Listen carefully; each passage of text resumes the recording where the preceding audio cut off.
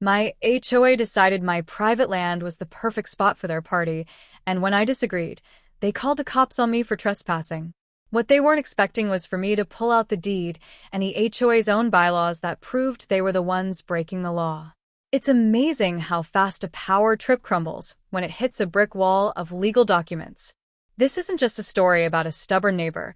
It's a lesson in why you should always read the fine print, keep your paperwork straight, and never, ever mess with the quiet guy who knows his rights. For the better part of a decade, my little corner of the world has been a small, rustic cabin on about 5 acres of land. It's bordered by a gentle creek on one side and a dense forest on the other. This isn't some fancy mansion. It's a simple, wooden stone retreat I built with my own hands on land that's been in my family for generations. This is my home, my sanctuary. The air smells like pine and damp earth, and the only sounds are the creek, the wind in the trees, and maybe an owl at night. It's the kind of peace most people spend their lives looking for. About 15 years back, a developer bought the huge tract of farmland next to my property to build a sprawling subdivision they called Creekwood Estates. And with new houses, of course, comes a homeowners association, the dreaded HOA. When they were first drawing up the plans, they tried to buy my family's land to add a few more premium creekfront lots. We told them no, thanks. The land wasn't for sale, it was legacy. But this developer was persistent. Their next move was to try and absorb my property into their new HOA. They gave us a whole sales pitch about shared amenities and higher property values. We saw right through it. It was a land grab dressed up in a polo shirt and a friendly newsletter. So we said no again. This kicked off a series of negotiations, and pretty soon, lawyers were involved. The developer, desperate to finalize their plans without a rogue property messing up their perfect grid, finally agreed to a compromise. My property would sit next to the HOA, but it would not be a part of it. We drew up a formal, legally binding addendum and attached it to the HOA's main rulebook, the CC&RS. This document, which I had notarized and filed with the county clerk's office, spelled it out in black and white. My 5-acre parcel was exempt from all HOA authority, fees, and rules. The official map filed with the county showed a thick, black line separating Creekwood Estates from my land. I was a neighbor, geographically speaking, but legally, I might as well have been on the moon. For years, that piece of paper kept the peace. The HOA and I coexisted. I'd wave at people on their walking trail across the creek, and they'd leave me alone. That is, until Karen got elected HOA president. I first met Karen on a crisp Saturday morning in early spring. I was on my porch, enjoying a coffee and watching some deer graze in my meadow. It's a big, beautiful, grassy area, perfect for watching deer. Suddenly, this woman I'd never seen before comes marching across the little wooden footbridge that connects the HOA's path to my land, a bridge I let them use as a sign of good faith.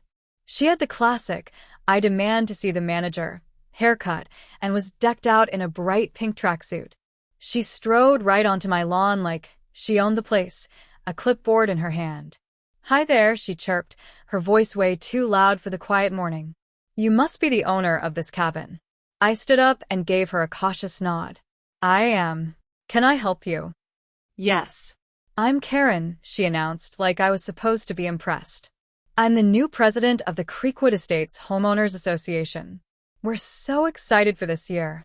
I just said, "Okay." She waved her arm dramatically at my meadow. "So, we're planning our annual summer kickoff barbecue, and we've decided this is the perfect spot. It's so much nicer than the cramped concrete area by the pool. This," she said, taking a huge whiff of my air, "is just idyllic. We'll need to get in here a few days early to set up tents, a bouncy castle for the kids, you know the drill.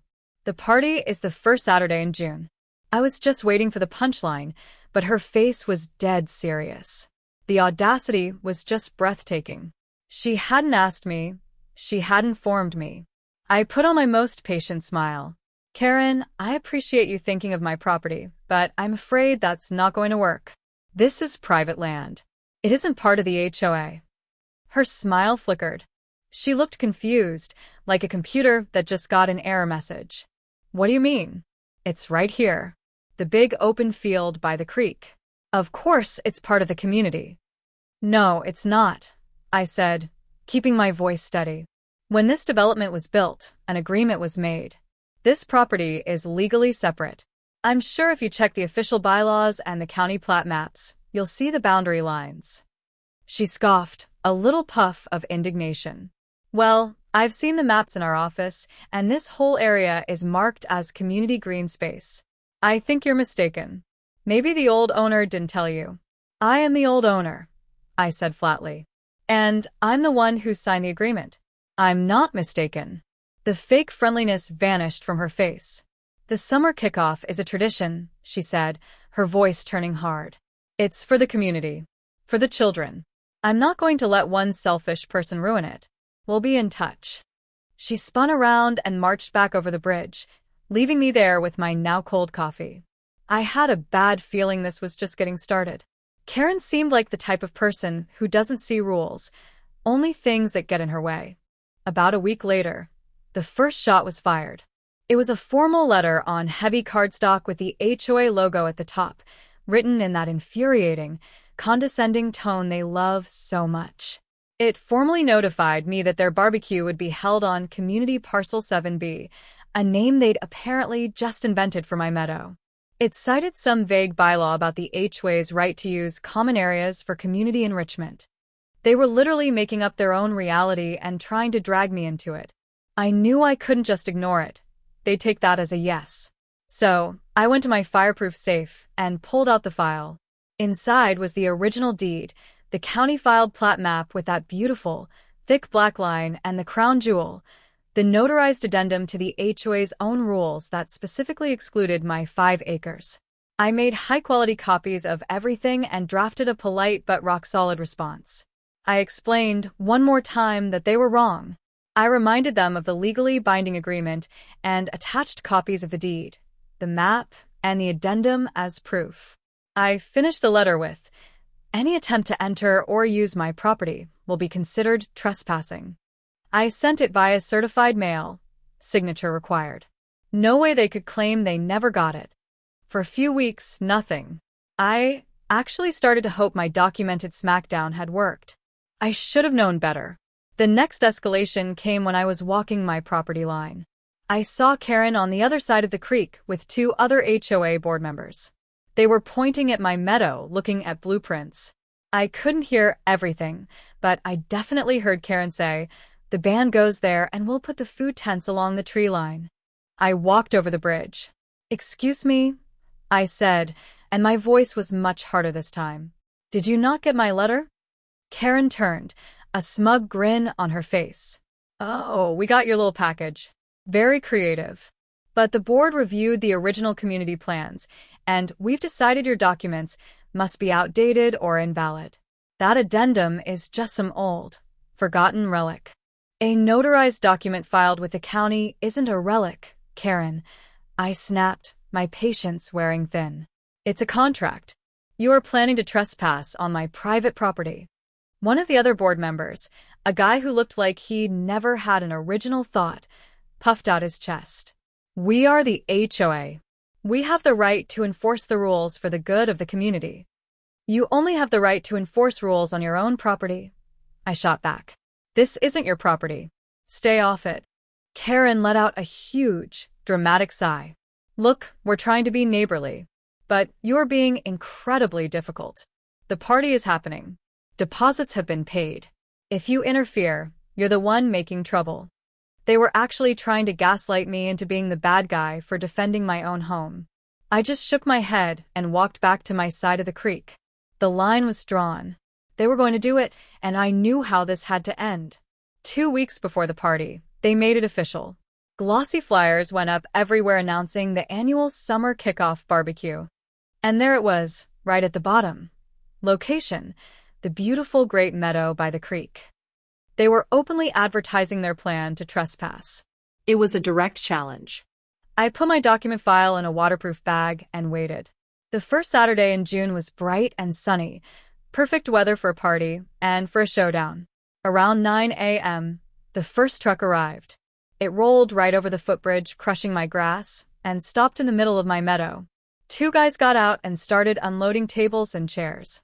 I walked right out to them. "Excuse me," I said calmly. "I think you're in the wrong place. This is private property." The guys looked confused. "We were told to set up here for the Creekwood HOA party." "I get that," I replied, "but the person who told you that doesn't own this land." "I do. And you don't have my permission to be here. I'm going to have to ask you to pack up and leave." Before they could even answer, a minivan screeched to a halt and Karen jumped out, beaming like she was the Queen of England. "What's the problem here?" she demanded, looking at the delivery guys, not me. "This guy says we're on his land, and we have to go," one of them said.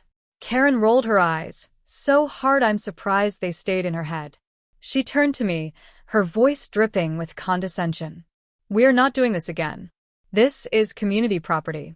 The party is happening. Now, if you don't mind, these men have a job to do. Go back to your little shack and let the adults handle things." That was it. "I will not," I said, planting my feet. "This is my property. You are all trespassing, and this is your last chance to pack up and leave." Behind her, more cars were pulling up. A truck with a giant, deflated bouncy castle was trying to get across the bridge. People were carrying coolers, all of them staring at the drama. Karen's face went beet red. She whipped out her phone. "That's it. I have had it with your lies. You are harassing my vendors and disrupting a community event. I'm calling the police." She stabbed at her phone, shouting, "Yes, I need to report a trespasser. At the Creekwood Estates common area. There's a man here. He's being very aggressive, yes, trying to stop our neighborhood party." The crowd of neighbors started whispering, looking at me like I was some kind of monster who hated children and barbecues. I just stood there holding my satchel and waited. 15 minutes later, a sheriff's SUV drove carefully across my meadow, lights flashing. Two deputies got out, one older and calm, the other younger and looking annoyed. Karen practically ran to them. "Officers, thank goodness. This man," she cried, pointing a shaky finger at me, "is trespassing on HOA property and refusing to leave. He's ruined everything." The older deputy, whose name tag read Miller, turned to me. "Sir, we have a report that you're causing a disturbance on private community property. Is that right?" "There's definitely a disturbance," I said, my voice steady. "But the report's got a key fact wrong. This isn't community property. It's my property. And all these people," I said, gesturing at the crowd, "are trespassing." Karen shrieked, "He's lying. We have the paperwork. This has been a green space for 15 years. Deputy Miller looked from her to me. "Ma'am, do you have documentation proving this is HOA land?" "Of course," she said, but as she frantically dug through her bag, all she found was sunscreen and flyers. "It's in the office. But everybody knows." Miller looked at me. "And you, sir? Can you prove this land is yours?" This was it. Checkmate. Without a word, I opened my satchel and handed him the certified copy of my property deed. "This is the deed to my 5-acre parcel, filed with the county," I said. He took it and started reading. Next, I handed him the official county plat map. "And this is the matching map. As you can see, the HOA's boundary ends at the creek. This meadow is clearly on my parcel, not theirs." He laid the documents side by side. Karen was sputtering. "Those are fakes. Forgeries." Finally, I handed him the notarized addendum. "And this, officer, is an addendum to the HOA's own governing documents, signed by the developer and my family, filed with the county clerk. It specifically says my land is exempt from all HOA jurisdiction. Their own former president signed it. It's ironclad." Deputy Miller read every word. He looked at the notary stamp, the signatures, the dates. The crowd was dead silent. The only sound was the hum of the bouncy castle's generator. Finally, Miller looked up. He looked at me, then at the papers, and then he turned to Karen. His voice was calm, but it carried all the authority in the world. "Ma'am," he said, handing my documents back to me, "this gentleman's paperwork is all in order. According to the county, he is the legal owner of this property. You and everyone else here are, in fact, trespassing.